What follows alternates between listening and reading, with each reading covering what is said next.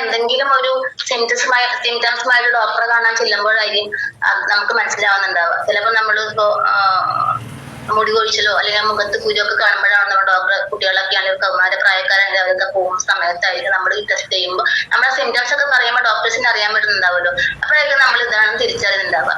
അതുകൊണ്ട് തന്നെ തുടക്കത്തിൽ പറഞ്ഞ നമ്മളോട് തന്നെ കാണിക്കുന്ന ആ അവഗണന മാറ്റി കൃത്യമായിട്ടുള്ള പ്രിക്കോഷൻസ് എടുത്തില്ല എങ്കിൽ ഹാർട്ട് സംബന്ധമായിട്ടുള്ള issues, diabetics, kidney problems, hyper tension ഇതൊക്കെ ഫേസ് ചെയ്യേണ്ടതായിട്ട് വരുന്നുണ്ട്. ശ്രദ്ധിക്കേണ്ട ഒരു കാര്യം, നമ്മുടെ കേരളത്തില് തൈറോയ്ഡ് ക്യാൻസർ ബാധ കുറവല്ല എന്നുള്ളതാണ്. തൊണ്ടയിലൊക്കെ ഒരു തരം നമുക്ക് എന്താ പറയാ തടസ്സം ഫീൽ ചെയ്യുക, വല്ലാത്തൊരു ഇറിറ്റേഷൻ കിട്ടും. അപ്പൊ നമ്മളതൊക്കെ അത് സാരമില്ല പോയിക്കോട്ടെ, പിന്നെ അത് നമ്മൾ ചൂടുവെള്ളം കുടിച്ചാൽ മാറും, അങ്ങനെയൊക്കെ കരുതിരിക്കുന്നതിന് പകരം അതിനൊരു പ്രത്യേക ശ്രദ്ധ കൊടുക്കുക. എന്തൊരു ചെറിയ സിംറ്റംസ്, നമ്മളത് പേടിപ്പിക്കാൻ വേണ്ടി പറയുന്നതല്ല, എന്തൊരു ചെറിയ സിംറ്റംസ് നമ്മൾ കാണുമ്പോഴും പണ്ടത്തെ കാലം അല്ല എന്നുള്ള ഓർമ്മയിൽ നമ്മളൊന്ന് ശ്രദ്ധിക്കാനുള്ള ഒരു മനസ്സാണ് നമ്മൾ കാണിക്കേണ്ടത്. അപ്പൊ തന്നെ കുറെ വിഷയങ്ങൾ നമുക്ക് മാറ്റാനായിട്ട് സാധിക്കുന്നുണ്ടായിരുന്നു. ഈ തൈറോയ്ഡുള്ള രോഗികൾ എന്തായാലും എക്സസൈസ് മസ്റ്റായിട്ടും ചെയ്യേണ്ടത് തന്നെയാണ്. അതുപോലെ കാലറി കുറഞ്ഞിട്ടുള്ള ഫുഡ് കഴിക്കുക, ഒപ്പം ഒമേഗ 3 ഫാറ്റി ആസിഡ് കഴിക്കുക. ഇതൊക്കെയാണ് നമുക്ക് തൈറോയ്ഡുമായി ബന്ധപ്പെട്ടിട്ട് പറയാനാണെങ്കിൽ ഇപ്പോ ഇന്ന് പറഞ്ഞുള്ള ഇതുവരെ സംസാരിച്ച ഓരോ ടോപ്പിക് വെച്ച് നോക്കുമ്പോഴും നമ്മൾ ഒരു ദിവസം മുഴുവൻ പറയാനുള്ള തരത്തിലുള്ളതാണ്. പക്ഷെ നമുക്ക് സമയപരിധി ഉള്ളത് കൊണ്ട് തന്നെ വളരെ ചുരുങ്ങിയ കാര്യങ്ങളാണ് ഞാൻ നിങ്ങളുമായിട്ട് ഷെയർ ചെയ്യാൻ ഉദ്ദേശിക്കുന്നത്. നെക്സ്റ്റ് വരുന്നത് PCOD, പോളിസിസ്റ്റിക് ഒവേറിയൻ ഡിസീസ് അഥവാ പോളിസിസ്റ്റിക് ഒവേറിയൻ സിൻഡ്രോം എന്ന് പറയും. സ്ത്രീകളിലും പെൺകുട്ടികളിലൊക്കെ വളരെ സാധാരണയായിട്ട് കാണുന്ന പോളിസിസ്റ്റിക് ഒവേറിയൻ ഡിസീസ് എന്ന് 3 പേരിൽ ഒരാൾക്ക് PCOD ഉണ്ടെന്നാണ് പറയുന്നത്. വളരെ സിമ്പിൾ ആയിട്ട് പറയുകയാണെങ്കിൽ ഓവറിക്ക് ചുറ്റും സിസ്റ്റ് രൂപപ്പെടുന്നതിനെയാണ് നമ്മൾ PCOD എന്ന് പറയുന്നത്. PCOS എന്ന് പറഞ്ഞാൽ നമ്മുടെ ശരീരത്തിന്റെ പല ഭാഗങ്ങളിലായിട്ട് PCODയുടെ ബുദ്ധിമുട്ടുകൾ കാണിച്ചു തുടങ്ങുന്നതിനെയാണ് നമ്മൾ PCOS എന്ന് പറയുന്നത്. അപ്പൊ മെൻസ്ട്രൽ സൈക്കിൾ തുടങ്ങുന്ന സമയം മുതൽ മെനോപോസ് വരെ കണ്ടുവരുന്ന ഒരു അവസ്ഥയാണിത്. ഇതിന്റെ ലക്ഷണങ്ങൾ മെൻസ്ട്രൽ ഇറഗുലാരിറ്റീസ് PCOD പേഷ്യൻസിൽ ഒരുപാട് കാണുന്നൊരു സിംറ്റംസ് ആണ്. നമുക്കറിയാം, ഇപ്പോ പീരീഡ്സ് ആയി കഴിഞ്ഞാൽ, ഞാൻ നേരത്തെ പറഞ്ഞു ചെറിയ പ്രായത്തിലെ പീരീഡ്സ് ആവുന്നുണ്ട്. പീരീഡ്സ് ആയി കഴിഞ്ഞിട്ടുണ്ടെങ്കിൽ നമുക്ക് ഒരു പക്ഷെ 6 7 ദിവസം നിൽക്കേണ്ട പീരീഡ്സ് 10 15 ദിവസത്തേക്ക് മാറുക, മാസത്തിൽ 2 തവണ തന്നെ പീരീഡ്സ് ആവുക. പീരീഡ്സ് ആവുന്ന സമയത്ത് ഓവറായിട്ടുള്ള ബ്ലീഡിങ് ആയിരിക്കും, ഒരു പക്ഷെ ബ്ലീഡിങ് ഇല്ലാത്തൊരവസ്ഥയായിരിക്കും, വയറുവേദന ശക്തമായിട്ടുള്ളതായിരിക്കും. അങ്ങനെയൊക്കെ പല സിംറ്റംസ് ആണ് നമുക്ക് കാണിച്ചുകൊണ്ടിരിക്കുന്നത്. ചിലർക്ക് മെൻസസുമായിട്ട് ഒരു പ്രശ്നം ഉണ്ടാവില്ല, മെൻസസുമായി ബന്ധപ്പെട്ടിട്ടുള്ള ഒരു പ്രശ്നം ഉണ്ടാവില്ല, പക്ഷെ അവർക്ക് വെയിറ്റ് ഗെയിൻ ഉണ്ടാവും, എത്ര ശ്രമിച്ചാലും കുറയാതിരിക്കുക. ഞാൻ നേരത്തെ പറഞ്ഞ പോലെ നമ്മൾ എന്തൊക്കെ ചെയ്തിട്ടും ഒരു പരിധി വിട്ട് താഴോട്ട് പോകുന്നുണ്ടാവില്ല. അതുപോലെ വിട്ടുമാറാത്തുള്ള മുഖക്കുരു ഉണ്ടാവുക, അത് ടീനേജേഴ്സിലാണ് ഏറ്റവും കൂടുതലായിട്ട് കാണുന്നത്. അതുപോലെ വരുന്നത് നേരത്തെ തൈറോയിഡിന്റെ സിംറ്റംസ് പറഞ്ഞ പോലെ തന്നെ PCODയിലും മുടി കൊഴിഞ്ഞുന്ന ഒരു പ്രവണത കൂടുതലാണ്. അപ്പൊ നമ്മുടെ സ്ത്രീകളിൽ ചെറിയ അളവിൽ മെയിൽ ഹോർമോൺസ് ഉണ്ടെന്ന് നമുക്കറിയാവുന്ന കാര്യമാണ്. ആ ഹോർമോൺസിന്റെ അളവ് കൂടുമ്പോഴും ഉണ്ടാകുന്ന ലക്ഷണങ്ങളാണ് വളരെ കോമൺ ആയിട്ട് നമുക്ക് കാണുന്നത്. അതെന്തൊക്കെയാണെന്ന് വെച്ചാൽ നമുക്കറിയാം, നമ്മുടെ അപ്പർ ലിപ്പിൽ മീശ വളരുക, ഈ ബുൾഗാൻ രീതിയിലോ നമുക്കൊരു മീശ വരുന്ന, ചെറിയ രീതിയിലുള്ള മീശ വരുന്ന ഒരു ടെൻഡൻസി ഉണ്ട്. താടിയിൽ കാണുന്ന ഹെയർ ഗ്രോത്ത്, അതേപോലെ നമ്മുടെ ഈ കവിളിന്റെ 2 സൈഡിലും അമിതമായിട്ടുള്ള രോമ വളർച്ച, കഴുത്തിന് ചുറ്റും കട്ടിയോട് കൂടിയിട്ടുള്ള കറുത്ത കളർ വരിക, ചിലരുടെ ശബ്ദത്തിൽ വരുന്ന മാറ്റം, ഇതൊക്കെ മെയിൽ ഹോർമോൺ കൂടിയത് മൂലമുള്ള പ്രശ്നങ്ങളാണ്. അപ്പൊ PCODയുടെ മറ്റ് പ്രശ്നങ്ങൾ എന്തൊക്കെയാണെന്ന് ചോദിച്ചാൽ ഉറങ്ങാനുള്ള ബുദ്ധിമുട്ടാണ്. നമ്മൾ ഡീപ്പായിട്ട് ഒരു ഉറക്കം നമുക്ക് കിട്ടുന്നുണ്ടാവില്ല. ഉറങ്ങാൻ കിടന്നു കഴിഞ്ഞാൽ തിരിഞ്ഞു മറിഞ്ഞും കിടക്കുക, ഒരു വിധത്തിൽ ഉറങ്ങി കഴിഞ്ഞ് പിന്നെ ഉണർന്നു കഴിഞ്ഞാൽ വീണ്ടും ഉറങ്ങാനുള്ള ബുദ്ധിമുട്ട്, രാവിലെ എണീക്കുമ്പോൾ നമുക്ക് വല്ലാത്തൊരു ക്ഷീണം ഉണ്ടായിരിക്കും. അതുപോലെ ഡിപ്രഷൻ പോലെയുള്ള കണ്ടീഷൻസ് ഉണ്ടാവുക, ഇടയ്ക്കിടെ വിശപ്പ് ഉണ്ടാവുക, അതുപോലെ മൈഗ്രെയിൻ, അതേപോലെ നമുക്ക് ഈ മൂക്കിന്റെ 2 സൈഡിലും കറുത്ത കളർ വരുന്നതായിരിക്കും. അങ്ങനെ നമുക്ക് ഒരുപാട് പ്രോബ്ലംസ് ഇതുമായിട്ട് ബന്ധപ്പെട്ട് വരുന്നുണ്ട്. ഓവർ വെയിറ്റ് ഉണ്ടാവുക. ഇപ്പൊ പ്രത്യേകം ശ്രദ്ധിക്കേണ്ടത് ഇൻഫെർട്ടിലിറ്റിയിലേക്ക് നയിക്കുന്ന ഒരു രോഗാവസ്ഥയാണ് PCOS എന്നുള്ളതാണ്. ഞാൻ നേരത്തെ പറഞ്ഞു, ഇന്നത്തെ സമൂഹത്തില് വനിത ലേഡീസിന്റെ എണ്ണം ഒരുപാട് കൂടുതലാണ്. അതിന്റെ ഒരു കാരണം തന്നെ പറയുന്നത് ഈ ഒരു വിഷയവുമായി ബന്ധപ്പെട്ടിട്ടാണ്.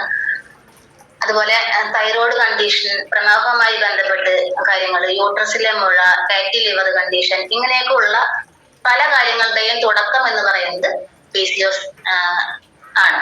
അപ്പൊ ഇതാണ് PCOD-യുമായിട്ട് പറയാനുള്ളത്. ഞാൻ നേരത്തെ പറഞ്ഞു ഒരു വലിയ ടോപ്പിക് ആണത്, പക്ഷെ നമുക്ക് ഇത്രയാണ് ഇന്ന് ഞാൻ ഉദ്ദേശിക്കുന്നത്. മറ്റൊന്ന് ഫൈബ്രോയിഡ് ആണ്. 80% സ്ത്രീകൾക്കും 50 വയസ്സാകുമ്പോഴേക്കും കോമൺ ആയിട്ട് ഫൈബ്രോയിഡ് കാണുന്നുണ്ട്. ഇത് സ്ത്രീ ഹോർമോൺ ആയിട്ടുള്ള ഈസ്ട്രജന്റെ പ്രവർത്തനം കൂടുതലാകുമ്പോഴാണ് ഇത് ഉണ്ടാകുന്നത്. അപ്പൊ നമുക്കറിയാം ഈസ്ട്രജനും പ്രൊജസ്ട്രോണുമാണ് നമ്മളെ ഒരു സ്ത്രീ എന്ന നിലയിൽ ഒരു ലേഡീസിന്റെ ഒരു നമ്മളെ സാന്നിധ്യം അറിയിക്കുന്നത് അല്ലെ. അങ്ങനെ വരുമ്പോൾ യൂട്രസിന് മുൻപിൽ ഈ ഒരു യൂട്രസിനകത്തുണ്ടാകുന്ന ഫൈബ്രോയിഡ് നമ്മളുടെ ഫൈബ്രോയിഡിന്റെ സ്ഥാനം അനുസരിച്ച് യൂട്രസ് മുന്നിലോട്ടോ പിന്നിലോട്ടോ തള്ളി നിൽക്കുന്ന ഒരു അവസ്ഥ വരുന്നുണ്ടായിരിക്കും. അങ്ങനെ വരുമ്പോൾ യൂട്രസിന് മുൻപിലുള്ള യൂറിനറി ബ്ലാഡറിനും പുറകിലുള്ള രക്തത്തിനും ബുദ്ധിമുട്ടുണ്ടാക്കാറുണ്ട്. അപ്പൊ ചിലര് വലിയ മുഴകളായിട്ട് യൂട്രസിന്റെ ഉള്ളിലേക്ക് തള്ളി നിൽക്കുന്നെങ്കിൽ അത് ഇൻഫെർട്ടിലിറ്റി കാരണമാകാറുണ്ട്. പല കാരണങ്ങളിൽ ഒന്നാണ് ഈ പറയുന്നത്. അത് അപൂർവമാണ് വരുന്നത്. നമുക്ക് PCOD ആണ് ഏറ്റവും കൂടുതലായിട്ട് നമുക്ക് വരുന്ന. ഈ ഫൈബ്രോയിഡ് വലുതായിട്ട് വരുമ്പോൾ ഉണ്ടാവുന്ന ബുദ്ധിമുട്ടാണ് ഈ പറയുന്നത്. ഇപ്പൊ ഫൈബ്രോയിഡ് വരാനുള്ള കാരണം പറയുകയാണെങ്കിൽ ഒബേസിറ്റി കൊണ്ട് വരാം, മെൻസസ് വളരെ നേരത്തെ തുടങ്ങിയവരിൽ വരാം.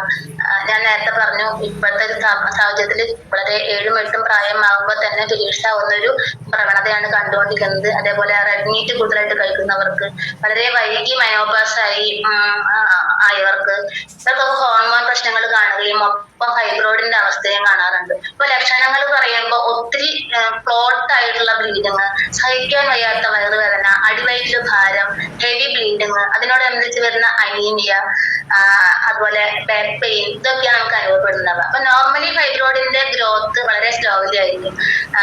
പക്ഷെ എങ്കിലും നമ്മളൊരു 3-6 മാസം കൂടുമ്പോഴൊന്ന് സ്കാൻ ചെയ്ത് നോക്കുന്നത് നല്ലതായിരിക്കും. കാരണം ഇതൊരു ക്യാൻസർ ഇതിലേക്ക് മാറുന്ന സമയത്ത് അതിന്റെ ഗ്രോത്ത് പെട്ടെന്ന് കൂടുന്നുണ്ടായിരുന്നു. അപ്പൊ എന്ത് കാര്യവും നമ്മൾ എല്ലാം ക്യാൻസർ എന്ന് പറഞ്ഞ് നോക്കാനല്ല അതല്ല ഞാൻ പറഞ്ഞുകൊണ്ടിരിക്കുന്നത്. നമ്മൾ ഇതൊക്കെ ഒരു ഇങ്ങനെയൊക്കെ വരാനുള്ള സാഹചര്യങ്ങൾ കൂടി ഇന്നുണ്ട് എന്നുള്ളതാണ്. അപ്പൊ അതുകൊണ്ട് നമ്മളൊരു 6 മാസം കൂടുമ്പോഴെങ്കിലും ഡോക്ടറെ കണ്ടൊന്ന് സ്കാൻ ചെയ്യാനുള്ളത് അത്യാവശ്യമാണെന്നുള്ളതാണ് ഓർമ്മപ്പെടുന്നത്.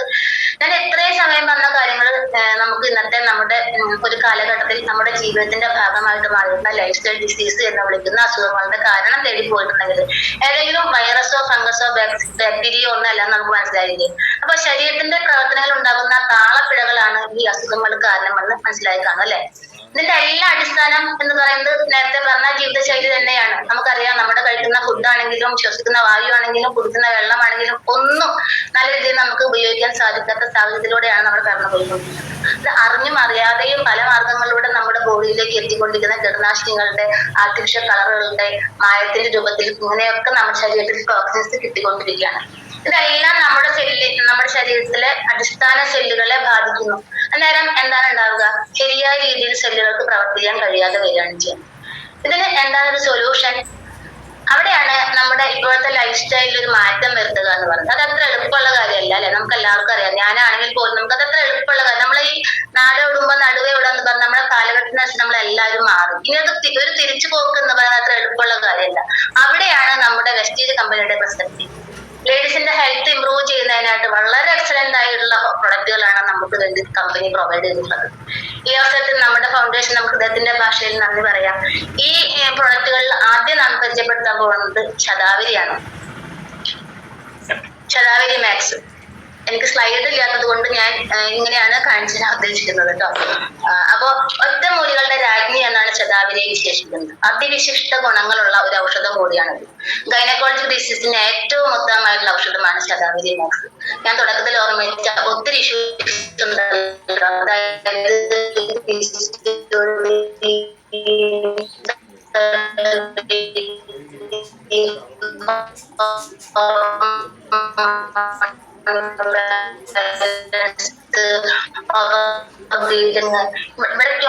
ഇതിനൊക്കെ വളരെ എക്സലന്റ് ആയിട്ടുള്ള റെമഡിയാണ് ശതാവരി.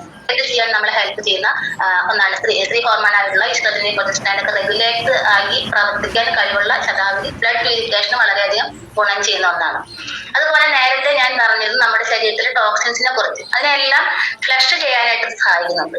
അതേപോലെ ശതാവരിയിൽ ധാരാളം ആന്റി ഓക്സിഡന്റ് അടങ്ങിയിട്ടുള്ളത് കൊണ്ട് തന്നെ രോഗപ്രതിരോധ ഇമ്മ്യൂണിറ്റി പവർ കൂട്ടാനായിട്ട് സഹായിക്കുന്നു.